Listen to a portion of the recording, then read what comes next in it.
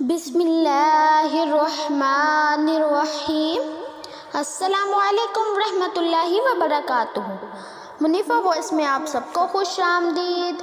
تو گائس، آج میں آپ لوگوں کو ہمارے پیارے نبی حضرت محمد صلی اللہ تعالی علیہ وآلہ وسلم کی زندگی کا ایک خوبصورت واقعہ سناؤں گی۔ ایک روز آپ صلی اللہ تعالی علیہ وآلہ وسلم کی خدمت بابرکت میں چند کافر مہمان آ گئے۔ سرکار صلی اللہ تعالی علیہ وآلہ وسلم نے صحابہ علیہم رضوان سے فرمایا کہ ہر شخص ان میں سے ایک ایک مہمان اپنے گھر لے جائے۔ چنانچہ صحابہ رضی اللہ تعالی عنہ ایک ایک مہمان کو لے گئے۔ ان مہمانوں میں سے ایک نہایت ہی کثیر الغذا شخص بھی تھا، اسے کوئی بھی ساتھ نہ لے گیا۔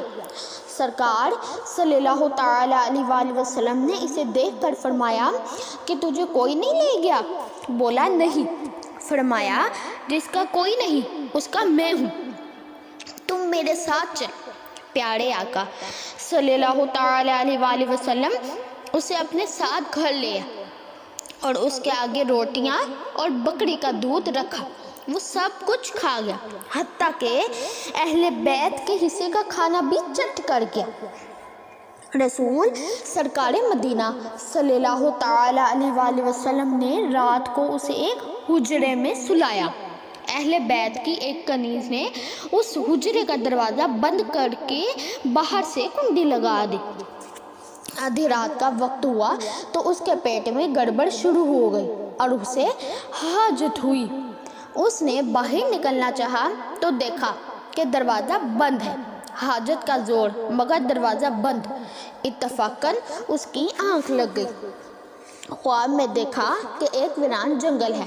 جنگل دیکھ کر اس نے حاجت کر دی۔ جب جاگا تو بستر گندا ہو چکا تھا۔ بڑا گھبرایا اور صبح کا انتظار کرنے لگا۔ صبح سرکار مدینہ صلی اللہ تعالی علیہ وآلہ وسلم تشریف لائے اور دروازہ کھول کر خود دروازے کی اوٹ میں چھپ گئے تاکہ وہ شرمندہ نہ ہو۔ چنانچہ کافر دروازہ کھلتے ہی وہاں سے بھاگا۔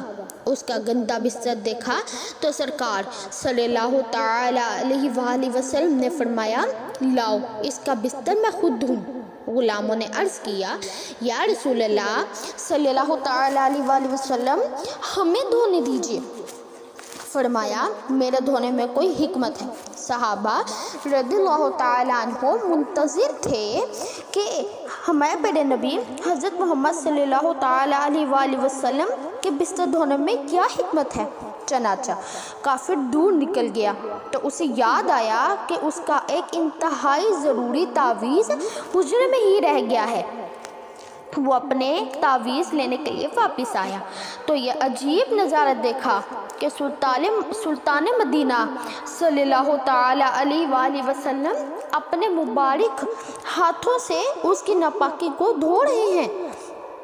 یہ دیکھ کر وہ اپنا تعویذ بھول گیا اور بے قرار ہو کر عرض پیرا ہوا، یا رسول اللہ صلی اللہ تعالی علیہ وآلہ وسلم، پہلے مجھے کلمہ پڑھا کر میرا دل دھوئیے۔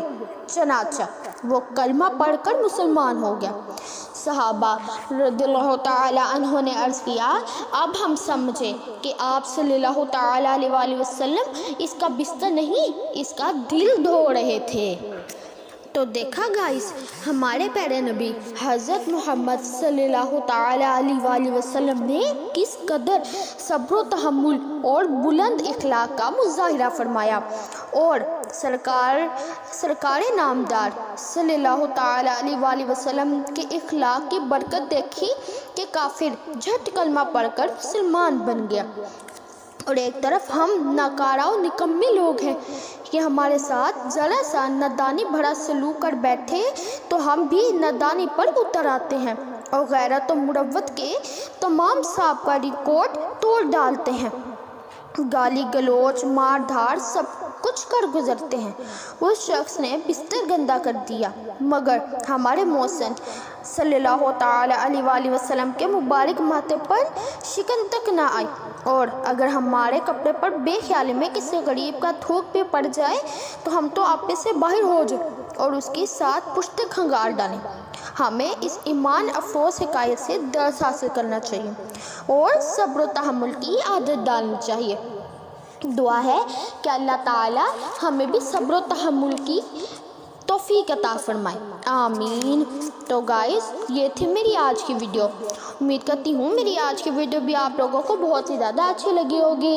اگر میری آج کی ویڈیو اچھی لگی تو اس کو لائک، شیئر اور چینل کو سبسکرائب کرنا مت بھولیں گا، تاکہ ہر نئی آنے والی ویڈیو کی نوٹیفیکیشن آپ کو بلک موصول ہو جائے اور آپ اسی طرح سے ہی اچھے اچھے واقعات سن سکیں۔ تو گائز ملتی ہوں اپنی نیکسٹ ویڈیو میں کسی اور واقعے کے ساتھ، تب تک کے لیے اللہ حافظ۔